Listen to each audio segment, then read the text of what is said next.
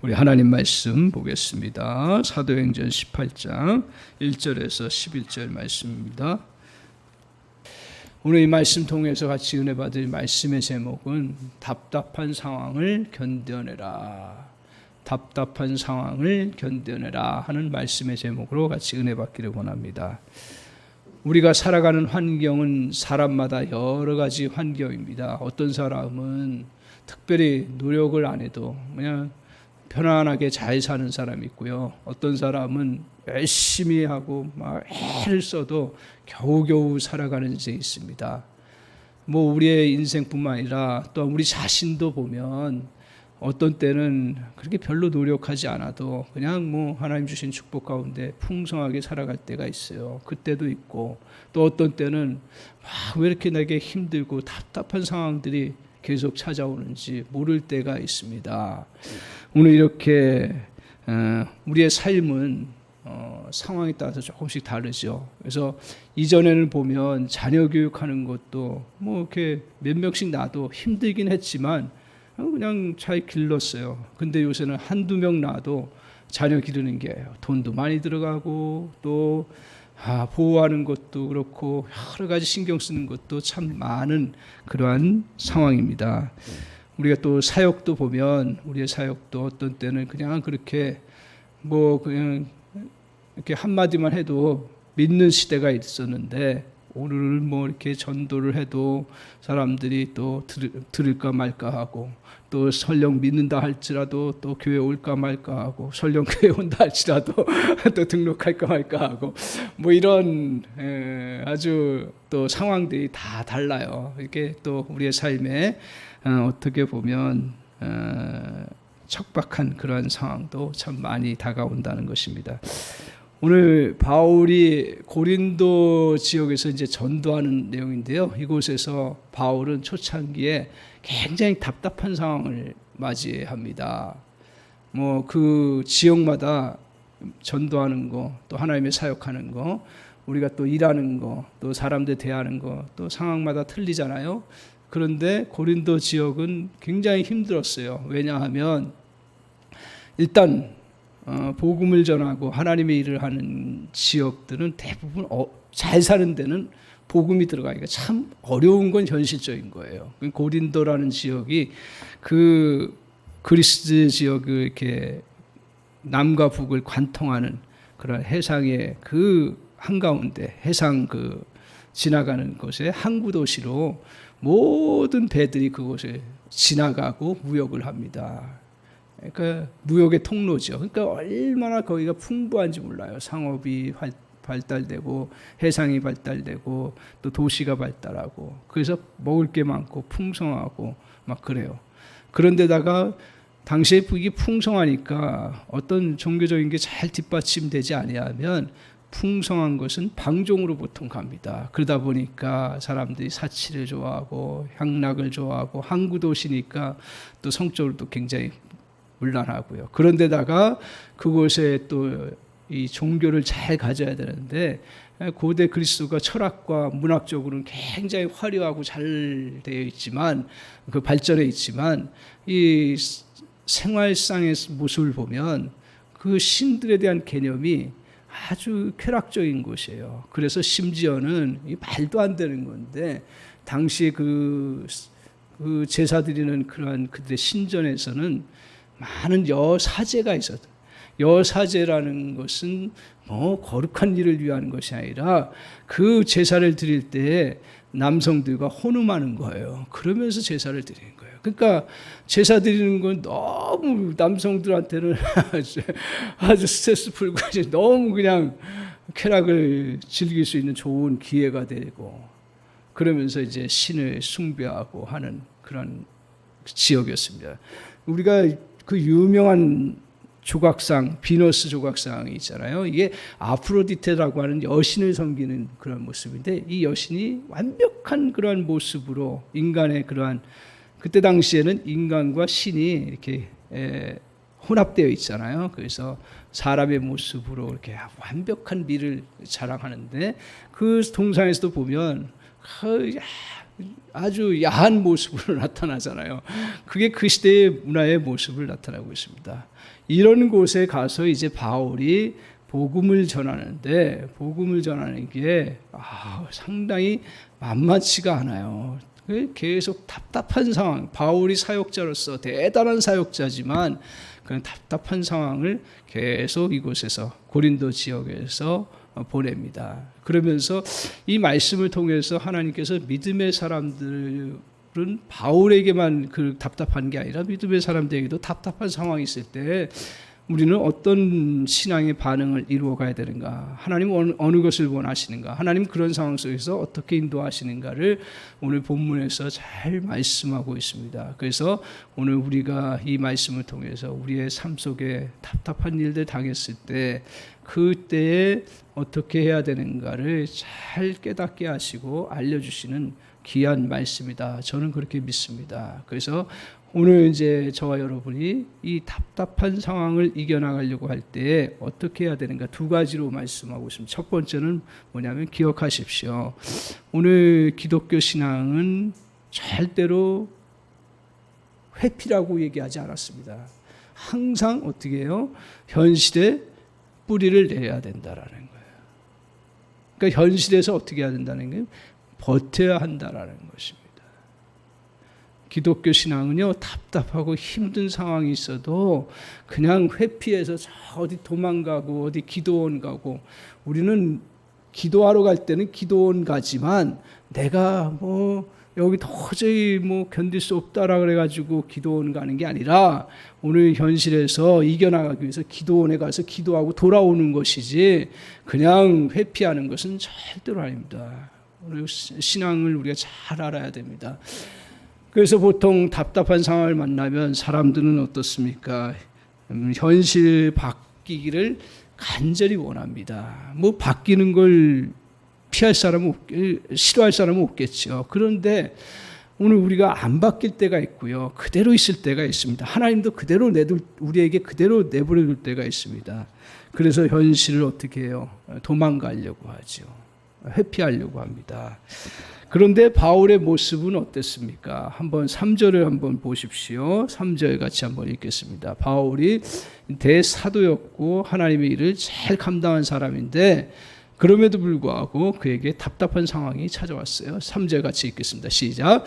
생업이 같음으로 함께 살며 일을 하니 그 생업은 천막을 만드는 것이더라. 오늘 생업이 같다는 이야기는 뭐냐면 그 앞에 브리스길라 아굴라라고 하는 사람이 있는데 그 사람과 이제 직업이 같다라는 얘기예요. 무슨 직업이에요? 텐트 메이커. 그러니까 장막 만드는 사람인 거죠. 그래서 오늘 이제 아굴라하고 브리스길라가 이 텐트 만드는 업을 했던 거죠. 바울도 이제 그 당시에 이렇게 역사를 보면, 그 자료를 보면 바울도 이 텐트 만드는 일을 집에서 이렇게 했다라는 이야기가 있습니다. 그 텐트 만드는 일이 아주 하찮은 일은 아닌 건 하찮은 일이 아니에요. 굉장히 고급스러운 일이에요. 왜냐하면 그 텐트를 만든다라는 것은 그 군수 물자도 될 수도 있고요. 굉장히 또 중요한 또 이렇게 지역에 또 그 어떤 장막을 텐트를 치고 이렇게 하기 때문에 그 당시에는 이 텐트 만드는 게 좀 이렇게 아주 천한 직업은 아니지만 하여튼 이런 직업을 갖고 있었습니다. 그런데 이제 바울이 어떻게 하냐면 고린도에 와서 어떻게 사역자니까 주님의 일을 하고 복음을 증거해야 되는데 오늘 어찌된 일인지 복음을 증거 안 하고 텐트업을 같이 하게 됐다래요. 그 사람 중에 한 사람이, 이제 그 사람이 누구냐? 2절에 한번 보시면 제가 읽어보겠습니다. 아굴라라 하는 본도에서 난 유대인 한 사람을 만나니 글로디아가 모든 유대인을 명하여 로마에서 떠나라 한 고로 그가 그 안에 브리스길라와 함께 이달리아로부터 내려 새로 온지라. 바울이 그들에게 갔다 이렇게 얘기하고 있습니다. 그러니까 좀 말이 좀 어려울 수 있죠. 이제 아굴라와 브리스길라 부부가 있었는데 이탈리아에 살고 있었어요. 이 사람들은 유대인이었는데 로마에서는 유대인들이 더 이상 살지 말라. 명령을 내린 거예요. 그 명령을 내려가지고 이 사람들이 어쩔 수 없이 그 본도 그 이탈리아에서 살 수가 없기 때문에 이제 내려와서 그리스 지역, 고린도 지역까지 오게 된 거죠. 거기서 바울을 만났는데 바울이 어떻게 만났냐면 텐트 같이 하는 거예요. 같이 텐트 만드는 일이니까 함께하면 도움이 되겠다 해서 바울과 그 아굴라 브리스길라 부부가 만나서 이렇게 생업을 하게 되었다라고 말씀하고 있습니다. 바울이 고린도에 와서 이제 복음을 증거하고 자기의 본 일을 해야 되는데 그걸 할 수가 없는 상황이에요. 왜요? 고린도에 와서 복음을 증거하는데 막 사람이 복음을 잘 받아들이지 않는 거예요. 그러니까 이제 뭐 어떤 특별한 또 다른 어떤 도움을 받을 수 있는 것도 없고요. 또 마침 그때에 이제 다른 교회들이 바울의 선교를 도와서 이렇게 선교 헌금 해주는 것도 있었는데 그것이 이제 끊겼나 봐요. 그리고 고린도에 오래 있으니까 어떻게 할 수가 없어서 이제 바울도 생업에 들어가게 된 것입니다. 여기서 굉장히 중요한 부분을 우리가 깨닫게 되는데 바울은 대사도입니다. 그리고 바울은 엄청난 하나님의 그 역사들을 일으켰던 사람이에요. 수많은 병자들을 치료했고요. 수많은 기적을 일으켰고 수많은 사람들을 복음으로 전했던 아주 탁월한 사역자입니다. 그럼에도 불구하고 그가 고린도에 와서 아주 답답한 상황을 만나는 거죠. 복음 전에도 잘 안 되는 거예요. 안 되는 건 안 되는 거죠. 안 되는 상황 속에 있을 때 바울이 거기서 그냥 주저앉거나 그리고 거기서 그냥 빨리 도피해서 다른 곳으로 가서 하지 아니하고 하나님 뜻을 기다리면서 그곳에서 이제 해나가는데 근데 중요한 건 뭐냐면 바울이 그곳에서 자기가 생존하는 거 그것도 자기가 직접 그 밑바닥에 내려가서 일을 하면서 하나님의 때를 기다리고 바라보았던 거죠. 오늘 사역자로서의 자존심 또 학벌 자신의 신분 이런 것들 다 내려놓습니다. 어떻게 보면 현실에서 살기 위해서 자신이 할 수 있는 일을 다 합니다. 이게 나쁜 게 아니에요. 우리가 현실에서 살기 위해서 일을 하는 거 아무리 사역자라도 그럴 때는 그렇게 해야 되는 거죠. 험악한 상황에서 자기 스스로 먹고 살 것을 배워야 했습니다. 그래서 결국 현실에서 버텨나가는 시간을 갖습니다. 바울은 영적인 능력과 기적의 역사를 일으키는 대사도였지만 하늘에서 사는 자가 아니었기에 먹고 살아야 하는 처지였습니다. 우리가 아무리 신앙이 좋아도 먹고 사는 건 사는 거예요. 그걸 나쁘게 보거나 이상하게 생각할 필요는 전혀 없습니다. 오늘 자신의 먹는 문제를 스스로 해결해야 하는 위치에 있게 됩니다. 이때에 불평하거나 원망하거나 탓하지 않습니다. 물론 하면서도 일을 똑같이 해도요. 원망하고 불평하고 하면서 할 수 있는데 바울은 그렇게 하지 않습니다. 이게 신앙인의 태도라는 거예요. 내 상황이 답답하고요. 막 나의 옷하고 어울리지 않아요. 힘들어요. 그럼에도 불구하고 진정한 그리스도인들은 뭐냐면 자기의 자존심 내려놓고 정말 여기서 내가 현실에 그 속에서 하나님의 은혜 아래에서 일들을 하면서 감당해 나가는 것이 믿음의 사람이에요. 절대로 회피하지 않습니다. 오늘 이렇게 그는 고린도를 떠나지 않아요. 그대로 현실에 적응하면서 뒤에 본문에 나오는데 1년 6개월이라는 오랜 시간을 보냅니다. 이것은 무엇을 말합니까? 어려움 때문에 현실을 회피하지 않는다는 것이에요. 현실의 조건을 바꾸려 하지 않고 현실을 받아들이고 그 속에서 중요한 건 뭐예요? 내가 해야 될 일을 하는 거예요. 세속적인 거라고 구별하지 아니하고 내가 지금 해야 될 일이 이거 지금 해야 될 일이다 하면 그걸 하는 거예요. 현실의 뿌리를 박아도요 불평하고 그리고 그 현실 속에서 또 그냥 아무것도 안 하는 것은 현실을 직면하는 게 아니고 현실 속에 뿌리 박는 게 아닙니다. 오늘 그리스도인들은 절대로 오늘 우리가 답답한 일을 만나도요, 불평하는 게 아니에요. 이런 설교하면서 제가 참 저도 부족하고 연약해서 가끔 그럴 때가 있는데, 오늘 그걸 다 지우고요, 하나님이 지금 내가 답답한 환경이어도 하나님 주신 환경이다 이렇게 생각하고 감사하면서 내가 할 일을 최선을 다하고 감당해 나갈 때 새로운 역사가 이루어지는 줄 믿습니다. 왜 하나님이 그러면 그렇게 사랑하고, 우리 사랑하세요. 하나님이 저 여러분 엄청 사랑하세요. 기도할 때 보니 느끼는 것 중에 하나가 뭐냐, 못 느끼는데, 이렇게 평상시에 잘 못 느끼는데, 기도할 때 보면 하나님이 얼마나 나를 사랑하시는구나. 세상적으로 볼 때는 아무것도 아닌 것 같아도 하나님이 엄청 여러분을 사랑하시고 저를 사랑하세요. 자녀를 사랑하듯이. 그런 하나님이 우리에게, 믿음의 사람들에게 답답한 환경을 종종 주실 때가 있어요. 왜 그럼 그렇게 주시는가요? 하나님을 믿으면 잘 된다고 제가 늘 말씀을 드렸습니다. 그러나 그 과정 속에 광야도 만나고 답답한 환경도 만나는 거예요. 그런데 오늘 믿고요, 우리 하나님은 우리에게 이 영적 생명 주셨잖아요. 특별히 육체적 생명도 마찬가지지만 그 육체적 생명이 어떻습니까? 어려운 환경, 답답한 환경, 척박한 환경에 있을 때 생명은 어떻게 돼요?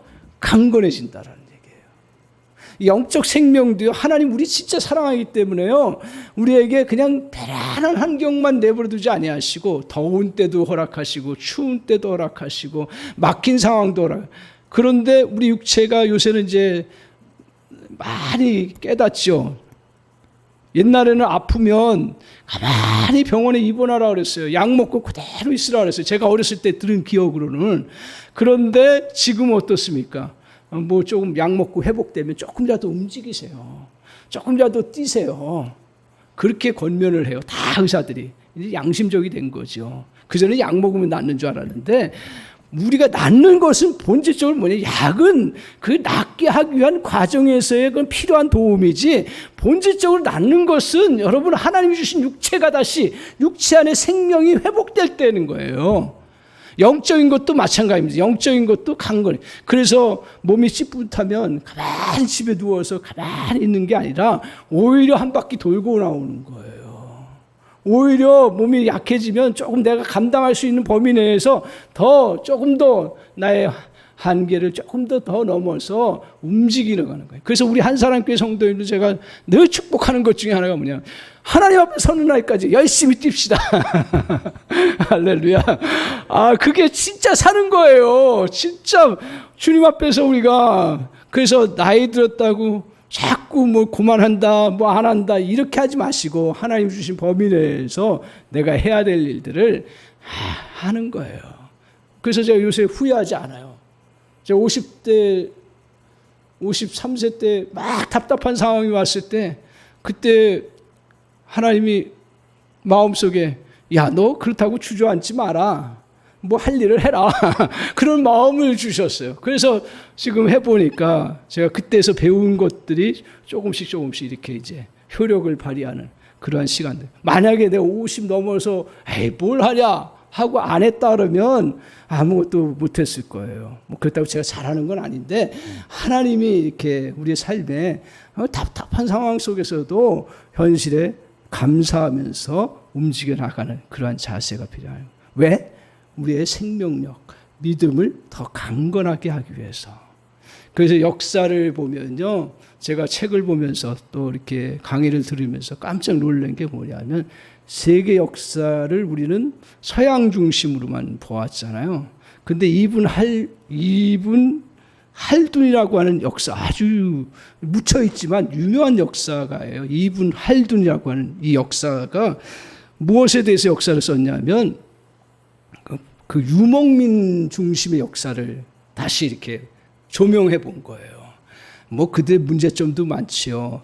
있는 입장에서는 이렇게 도시에 살고 있는 입장에서는 유목민들이 침략하고 어려움을 준 요소도 있지만, 그런 이분이 초점을 맞춘 건 뭐냐면, 그 도시가 형성되고 국가가 형성된 힘이 어디서 나오느냐?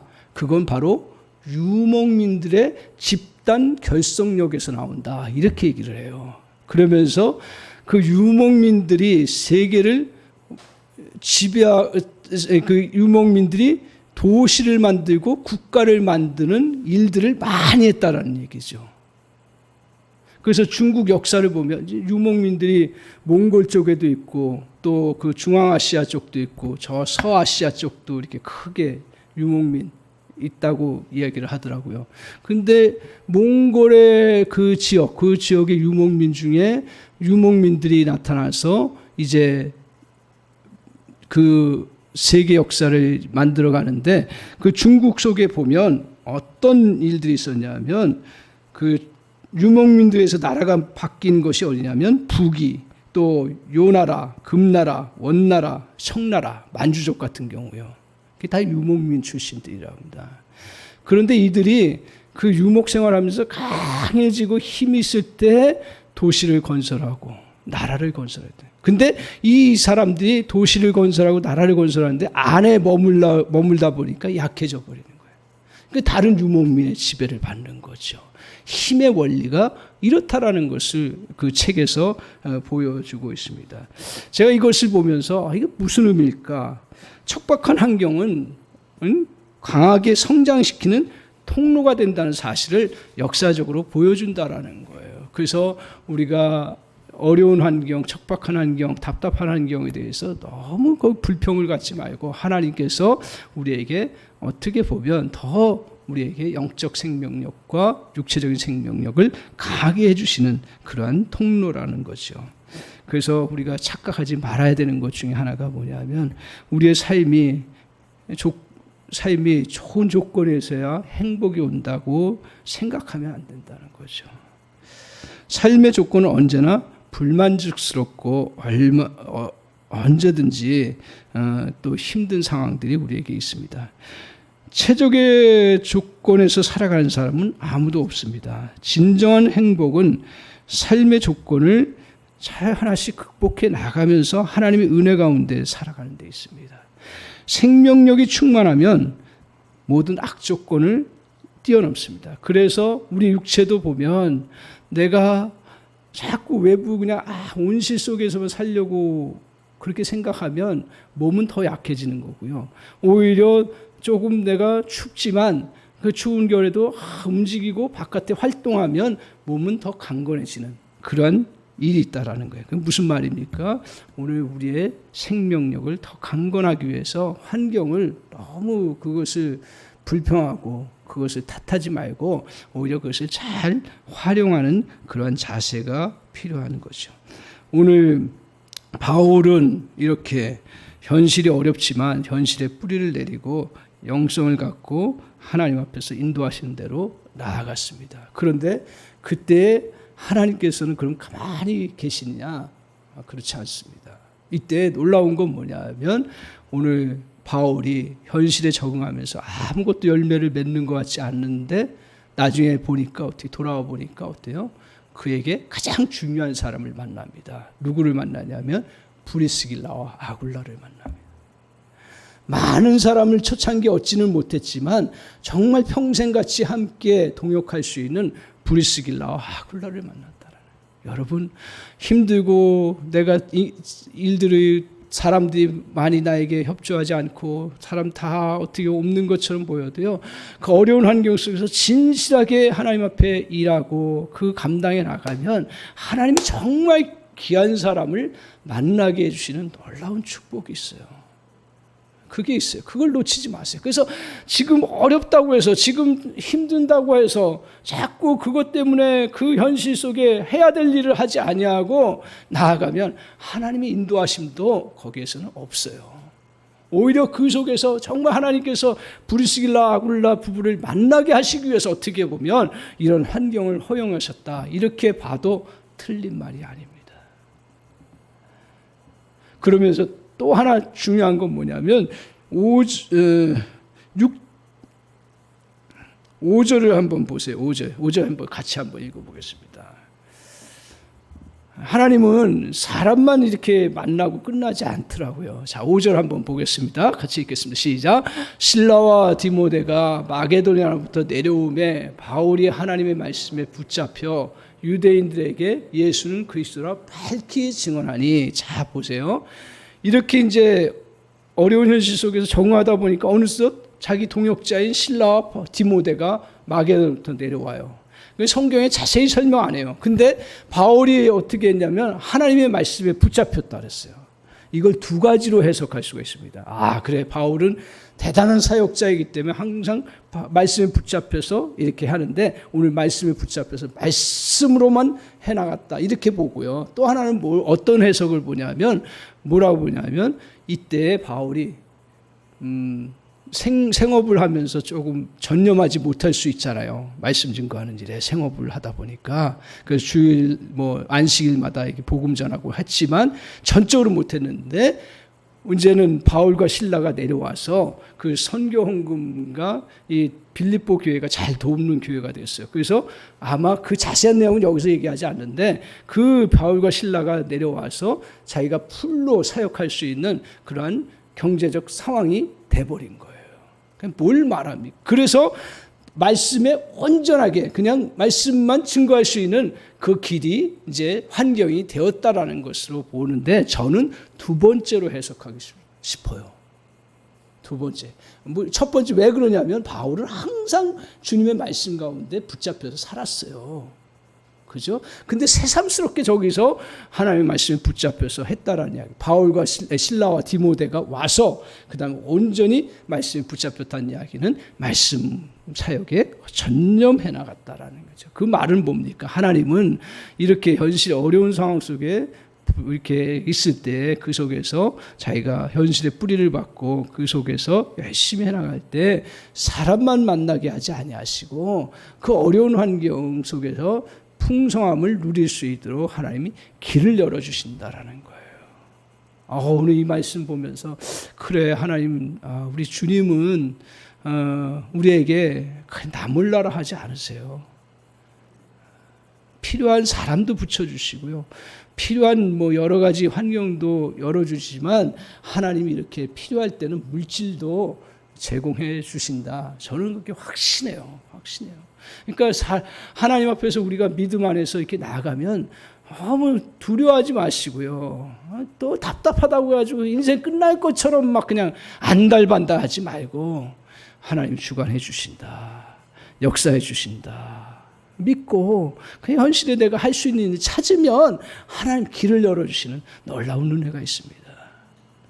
오늘 사랑하는 성도 여러분, 오늘 답답한 환경에도 이겨나가십시오. 아무리 답답하고 힘들어도 주님의 뜻을 붙들고 드러내며 나갈 때 하나님은 하나님의 뜻을 같이 이룰 수 있는 사람을 붙여주실 줄 믿습니다.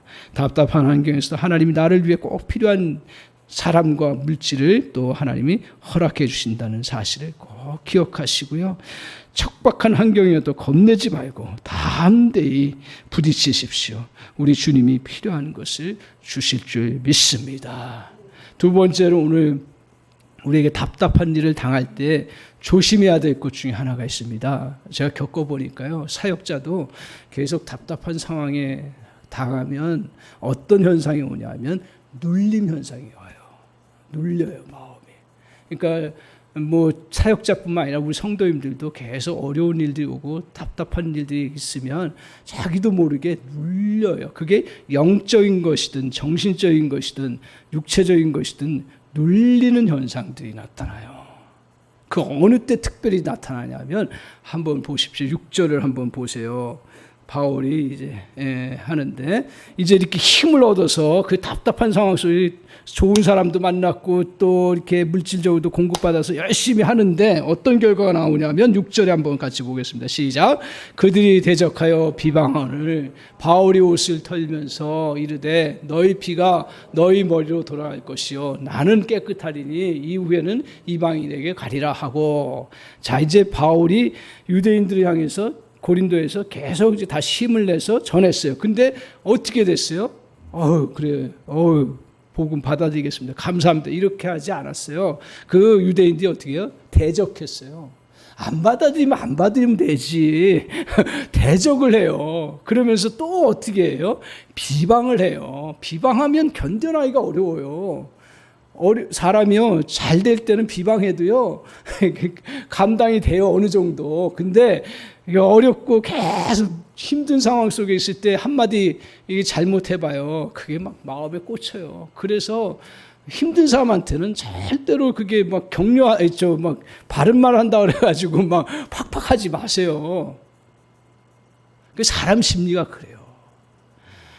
바울이 이렇게 어려운 가운데서 나름대로 열심히 하고 그 현실 이겨내서 나가려고 하는데, 전하는데 대적하고 비방하니까 얼마나 힘들어요. 근데 그때 중요한, 오늘 이상한 행동을 해요.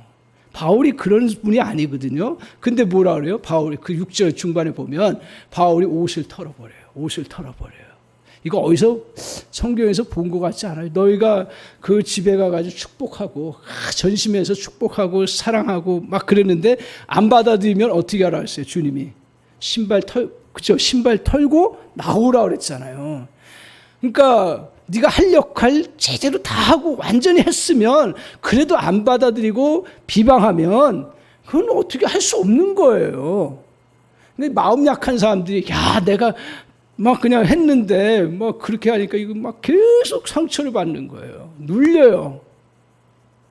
그렇다고 해서 우리가 떳떳하게 하라는 얘기는 아니고, 오늘 주님이 말씀하신 것처럼 내가 최선을 다하고 섬겼는데 안 받아들이는데, 복음이라는 건 억지로 되는 게 절대로 아닙니다. 절대로 아니에요. 구걸해서 되는 거 아니에요. 거꾸로 우리가 사랑하는 마음으로, 참 이렇게 격려하는 마음으로 주님이 주신 은혜가 어떻다라는 걸 알려줄 필요는 있지만 구걸하는 건 아니에요. 저는 그렇게 요새 이제 다시, 전에는 막 구걸했어요. 구걸했어요. 믿어주세요. 믿어주는 게 아니에요. 믿는 거예요. 그래서 바울이 어떻게 해요? 옷을 털어버려요. 그 사람들을 미워해서 한 게 아니라 더 이상은 나에게 거기서 내가 이 사람들에게 눌리지 않겠다라는 거예요. 그리고 너희 피가 너희 머리로 돌아갈 것이다. 나는 복음을 증거했고 사람을 살리는 그 생명의 그 복음을 증거했기 때문에 그 결과는 너희가 알아서 해야 될 것이다. 나 그것까지 책임 못 진다. 그런 의미예요. 그러면서 떠납니다. 근데 고린도를 떠나는 게 아니라 이 무리를 떠나는 거예요. 나를 계속 눌리게 하는 그 사람들을 떠나는 거예요. 그러면서 새로운 곳으로 가는 그런 모습을 보여줍니다. 오늘 바울이 이렇게 사람들 대할 때 우리는 끝까지 섬겨야겠죠. 끝까지 전도해야겠죠. 그러나 정말 내가 최선을 다하고 그리고 또 모든 걸 감당했는데도 불구하고 비방하고 비난하고 그러면서 내 때가 지나가고 자꾸 영적인 눌림의 현상으로 찾아올 때는, 그것들은 오늘 우리가 어떻게 해야 되냐면 피해야 돼요. 그거는 피해야 돼요. 왜요? 같이 죽어요. 같이 죽어요. 그래서 오늘 바울이 어떻게 합니까? 이렇게 이제 떠나서 새롭게 나아갑니다. 그래서 저와 여러분에게도 어려운 상황이 오면 이게 자꾸 우리 생각이 눌리는 상황이 자꾸 와요. 그러면 그거 가지고 계속 고민한다고 해결되지 않습니다. 오히려 그럴 때는 하나님 주신 자연세계를 한번 나가는 거예요. 그리고 오히려 그럴 때는 그 생각을 뛰어넘고 하나님 안에서 하나님의 은혜의 세계를 찬양하는 거예요. 오히려. 그리고 더 나아가서는 나를 받아주고 격려해주는 믿음의 사람들을 만나는 거예요. 그 환경을 향해서 나아가는 거예요. 자꾸 눌리는 곳 가운데서 같이 눌려버리면 이것은 서로 죽는 결과를 가져오는 그러한 결과를 이루게 됩니다. 그래서요, 서로 눌릴 수 있는 것들은 잠시 피하고 나가십시오. 그래서 오늘 바울이 어떻게 합니까? 자, 7절 한번 보세요. 7절 같이 한번 보겠습니다. 시작. 거기서 옮겨 하나님을 경외하는 디도, 유스도라 하는 사람의 집에 들어갔다 그랬어요. 그러니까 거기서 옮겼어요. 이제 옮겨가지고 하나님을 경외하는 디도 유스라고 하는 믿음 좋은 사람의 집에 들어가게 됐어요. 그 자세한 내막은 모르겠어요. 그런데 어떻든 그런 디도를 만났어요. 그랬더니 어떻게 돼요? 회당 옆이다 하는데 놀라운 게 뭐냐면 그 다음을 보세요. 한 8절에 보세요. 8절. 자, 8절. 같이 한번 읽겠습니다. 시작. 또 회당장 그리스도가 온 집안과 더불어 주를 믿으며 수많은 고린도 사람도 듣고 믿어 세례를 받더라. 자, 어떻게 했습니까? 거기에 회당장을 믿을 뿐 아니라 온 집안과 더불어 주를 믿었다. 복음을 받아들였다 이게요. 그러니까 유스도라고 하는 집에 갔더니 옆에 회당이 있었어요. 그런데 그곳에 가서 전하니까 어떻게 돼요? 그 회당장뿐만 아니라 집안 사람도 믿고요. 그 다음에 어떻게 해요? 수많은 고린도 사람도 이걸 듣고 믿어 세례를 받더라. 나중에 부흥이 일어난 거예요. 그러니까 오늘 바울이 거기 계속 머물지 아니하고 다시 좋은 사람 찾아서 영적으로 회복되고 하니까 성경에는 안 써있지만 그가 갖고 있는 은사도 드러나고 하나님의 역사하심도 충만하게 드러나고 하나님의 은혜도 충만히 드러나니까 막 회장장도 믿고 그 가족도 믿고 수많은 고린도 사람도 믿고 나왔다라는 거죠. 오늘 이렇게 하나님께서 눌림의 현상들 잘 피하고 믿음의 사람들과 좋은 교제를 이루고 좋은 사람들과 만남을 통해서 하나님은 다시 바울의 은사를 회복시키고 복음의 역사를 다시 펼쳐나가고요. 그리고 또 하나님의 큰 은혜의 길을 열어나가는 놀라운 역사를 이루어 나가게 됩니다.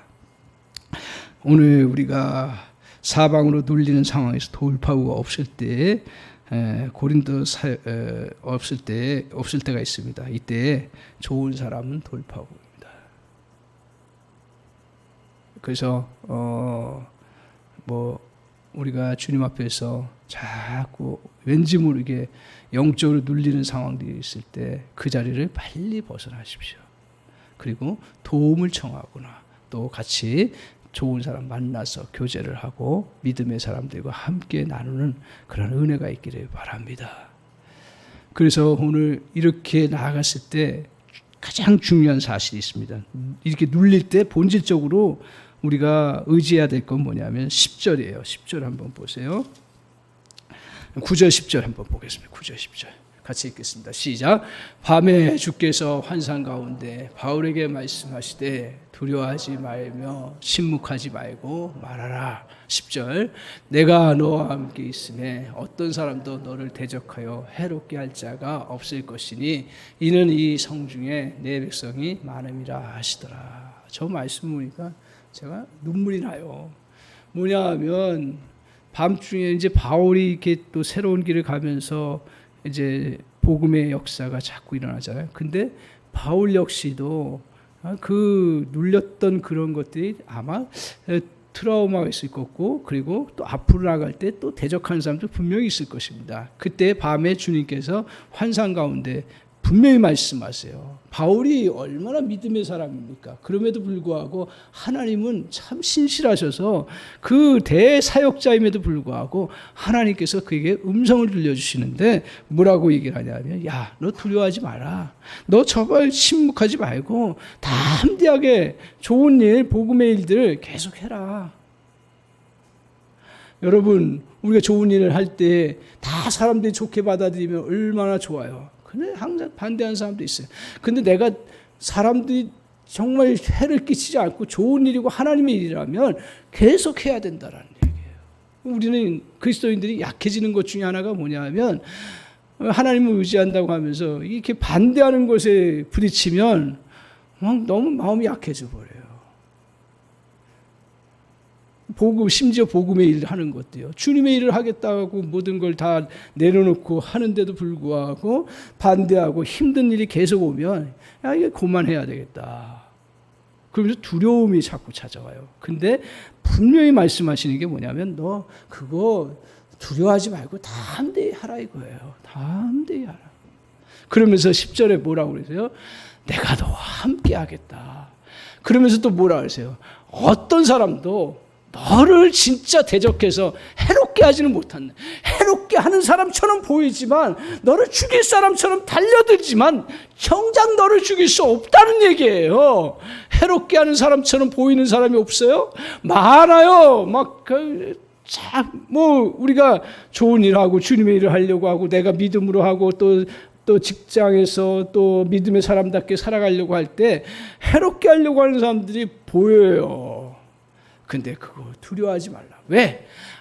너를 해롭게 너를 손실을 끼칠 수 있는 사람은 없다라는 거예요. 왜? 주님이 너를 보호하시고 인도하시기 때문에. 믿습니까? 오늘 주님은 적어도요, 우리 주님은 여러분과 저를 항상 지켜주시고 보호해주시는 놀라운 은혜가 있어요. 그렇기 때문에 믿음 안에서 담대히 나가시기 바랍니다. 사람들이 종종 이런 여러 이해관계로 인해서 나를 해롭게 하는 것처럼 보일 때 너무 놀라지 마시고, 오늘 우리 주님은 정말 우리를 지켜주시고요. 그리고 또 우리에게 뭐가 있어요? 나를 해롭게 하려고 할 때마다 하나님이 도와주신 은혜가 있잖아요.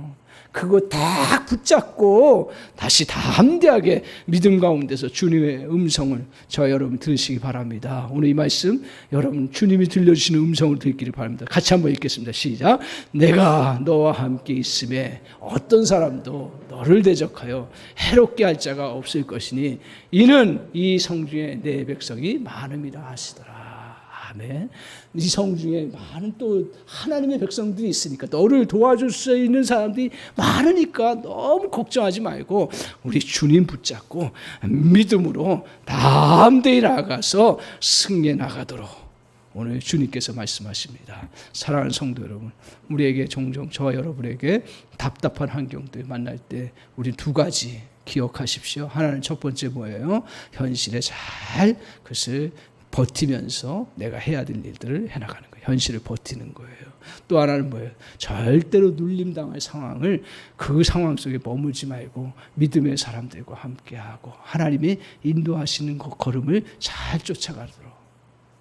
그럴 때 저와 여러분은 오히려 더 강건한 그러한 믿음의 사람들로 세워지는 그러한 축복의 역사가 이루어질 줄 믿습니다. 아멘.